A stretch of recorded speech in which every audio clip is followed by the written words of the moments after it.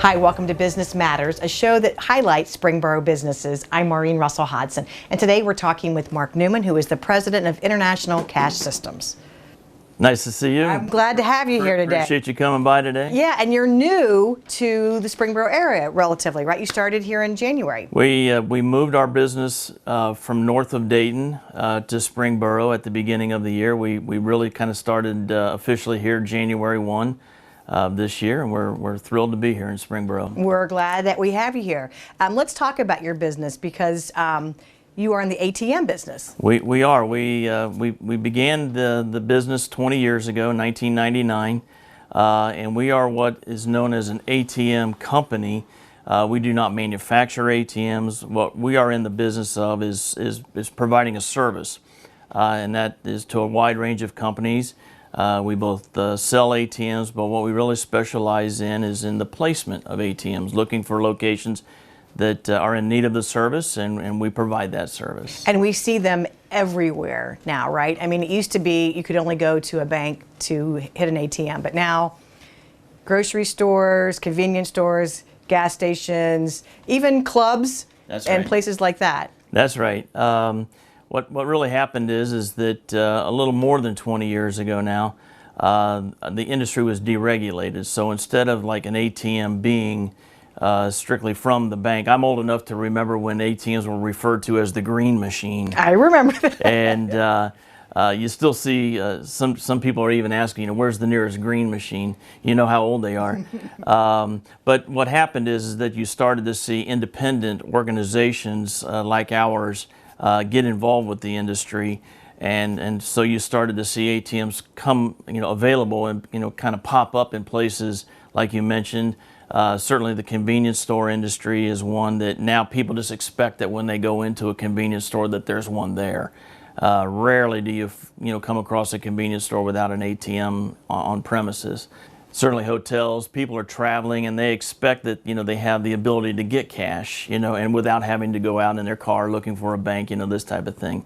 So this is what led us into the industry 20 years ago, and it still continues to be a growth industry for some different reasons today. But we enjoy what we're doing and still think there's a real future with ATMs. So how does it work? A company contacts you and says, I'd like to place an ATM in my business? Sure. We have a couple different ways that we are able to generate leads and new business. Some of it is the old-fashioned way of just getting in a car and going out and looking for locations. We look for, in some cases, new businesses, this type of thing. We have a lot of referral business as well. And then we have a lot of it now, of course, with the internet, comes to us that way, either through our website directly, or we also have a service that provides leads to us, that people who are looking for ATMs for their business, again, maybe a startup, or there's a reason that they're looking to make a change, and so we're able to generate business that way as well. And you have clients all over the Midwest. The Midwest is really our footprint. We do have some, kind of on the outskirts of the Midwest as far as that's concerned, but for the most part, our footprint really is in the Midwest and kind of into the Southeast. Chicago. We have some activity up there as well. You had mentioned earlier that you've recently moved your business to Springboro in January. What made you choose this? Well, location? That's a great question. I'm asked that regularly. Part of it was I just think from a strategic standpoint, we wanted to be more Dayton oriented. Frankly, we looked at even downtown Dayton, which we've had a lot of activity in our business for years. But we liked the availability of Springboro. It's so close to the interstate, and we are also developing a lot more business down in the Cincinnati area, and so it just was a good strategic position, for us to kind of be in that corridor between Dayton and Cincinnati, and yet still have access to a lot of the business that we have north of Dayton, And of course, we're still not very far from 75 and 70 and can go in a lot of different directions. We're the perfect location. Absolutely. It's been great. And this is a family business for you. That's correct. My family is involved. My son, in particular, is very active full-time. I joke with people that I've been toting him around since he was a little boy, with me. It paying off now. Well, right? it is. He's learned a lot. Even when he was very young, I mean, he would tag along with Dad. And now, he's at the point where he's teaching Dad a few things, which is very cool. I love the cycle. He's doing a great job. Very proud of him. My wife is involved, and we're a family business, and that also has its challenges, but for the most part is all very good. And then it also helps you understand the mom and pop stores probably that you go into, or those businesses. Absolutely, and I do have a soft spot for small businesses and for mom and pops. Certainly. We're not opposed to doing business with corporations that have large numbers of locations. Those are fantastic. But boy, to be able to help out somebody on a local level, a small business who maybe can't afford buying an ATM, or they don't want to deal with the necessary cash flow that's required to keep the thing up and running all the time. We provide that service, and it's a great way for them to be able to get the benefits of having an ATM at their location without the expense. And we can actually generate revenue for them as well. So you really serve the gamut from the small businesses to large corporations, but for a business that may not, or an organization that may think, I think an ATM might be an added benefit to either our clients, our employees. What's the best way to reach you? Sure. Well, the best way is to do one of two things. Certainly a phone call is always appreciated. We have an 800 number, which is 800-467-3759. Or a person can certainly go to our website, and it's real simple. It's ICS, the numeral 4, ATMS.com. So ICS for ATMs.com, but again, it's the numeral 4. Or they can go to internationalcashsystems.com as well. Because it's not just for larger corporations anymore. I mean, as you were saying, it could be a small business that wants to have it for employees and for clients, but I'm assuming you'll walk someone through that and answer questions about whether it's the right thing to add to your business. Absolutely. And in some cases, it might be that it's beneficial for them to buy the ATM. There's some upside for merchants to do that as well. But really, the big thing is that with the smaller businesses in particular, is that credit cards and debit cards are kind of like a necessary evil, for a payment method at a lot of businesses. And businesses are not necessarily going to tell their customers this, but they hate the credit card fees that are involved. They like making sales. They like making even some larger sales because they have the ability to take that credit card. But the other side of the coin that the consumer really doesn't see is that that's costing that merchant money.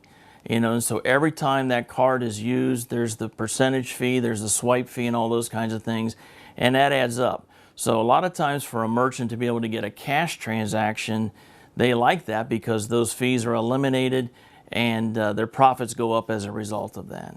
And not only are you busy with this ATM business, but you've started a new business as well that kind of partners with that. That's correct. As an offshoot of our business and the relationship that we have with so many merchants and chains of businesses, about 4 years ago is when it really started.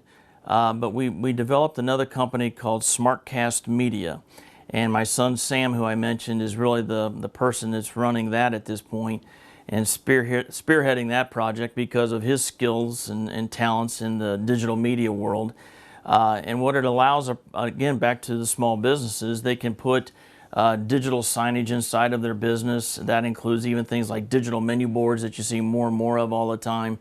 Also, it can be used for advertising and just a way to communicate with customers over and above just the cardboard Another signs. way to get your message out, and right? It's instantaneously. Yeah. If there's a price change and they want to change a message, it can be done very, very quickly without the time and expense that's involved in print.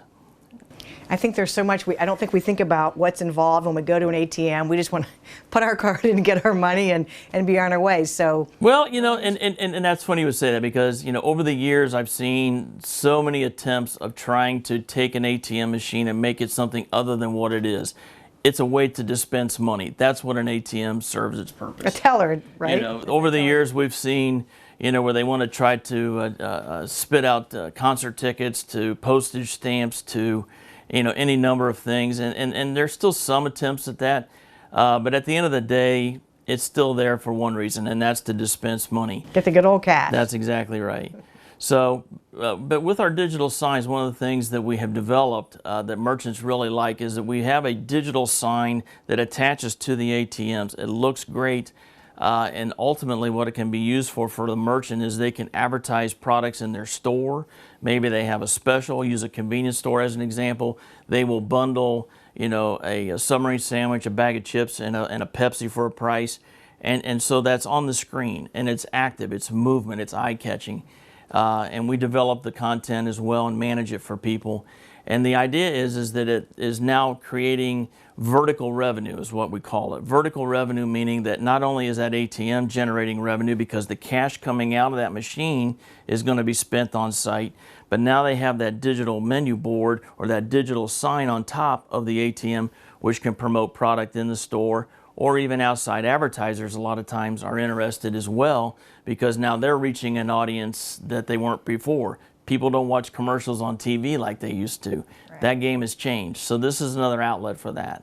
So this business is constantly changing and growing. Well, we have to. Yeah. It's like anything else. If you don't stay ahead of the game, you're going to get behind it pretty quickly, and we don't want that to happen. And you provide that signage not only for your own ATM machines, but if someone had an ATM machine. That's correct. We can sell them the sign even if they have an existing machine and work out an arrangement for content management.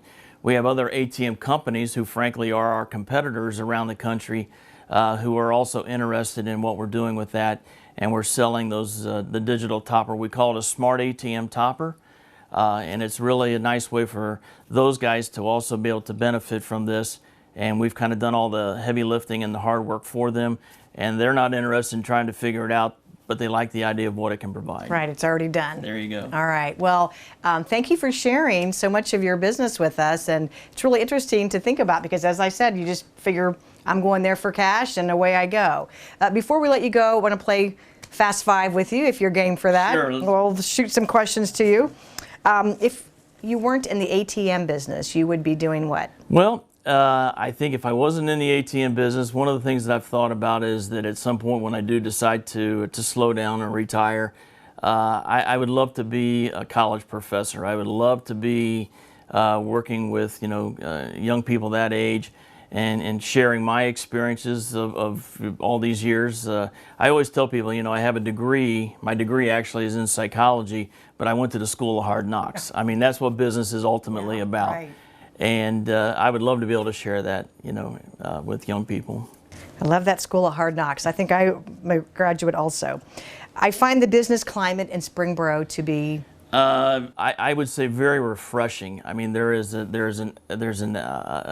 definite attitude in town of promoting business, of being able to see businesses kind of all work together, and everybody seems to just promote one another in a really cool way. The chamber in particular has been very helpful and welcoming, and I just find it to be refreshing. It's good to hear. The best thing about Springboro is? I just find it, I'll kind of dovetail back to that answer, is that I just think the best thing is that for me personally, the people have been fantastic. The businesses have been very welcoming. It's a great area to live. It's just a fantastic climate as far as business is concerned, and you can just tell by the people that live here, they like living here. Absolutely. My favorite place in Springboro is? I'm going to give you two if I can get away with that. Sure. I love Dorothy Lane Market, and I love being able to go in there and grab food on the go for my breakfast or my lunch. And I also love going over and eating at Doubledays. So those are my two favorite places. All right. And finally, one word that describes Springboro. Awesome. I just think it's awesome. Well, we think you're awesome, and we're so glad that you've located here. Well, thank you. It's been delightful to talk to you. Thanks for sharing a little bit of your story. Well, it's my pleasure. I just appreciate you coming by today and the opportunity to talk about these things. All right. Well, all the best to you and your future endeavors here. Well, thank you so much. Thanks for watching. For more information, you can visit us at ci.springboro.oh.us. We'll see you next time.